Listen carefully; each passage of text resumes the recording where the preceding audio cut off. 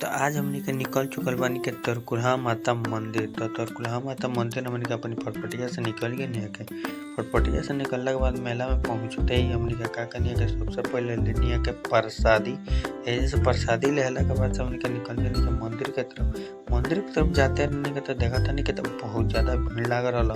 हमनी को का करनी है कि वही लाइन में लग गई है के लाइन में लग रहनी है कि हमनी के नंबर आइला, माता रानी के बुलावा आइला। माता रानी के बुलावा आइला तो हमनी के मंदिर परिसर में पहुँच गए नहीं थे। मंदिर परिसर में पहुँचला के बाद माई के चरण में माथा टेकनी है। माथा टेकला के बाद हमनी के पूरा मंदिर के घूमते हुए बाहर निकलनी है। अब बाहर निकलने के बाद हमनी के आराम से ग्राउंड है तो का करनी के यही चिलचिलाती धूप में फिर से अपने घर खातिर निकल गए थे। रास्ता में आवत रहने के तरह देखला से भावा हमनी के जामुन बाटे तो जामुन लगल भावा तुरंत हमनी का जामुन उमुन खाओ के का करनी के जामुन खनिए के एक बार मजा लेने के भावा टूटते रहला बहुत ज़्यादा।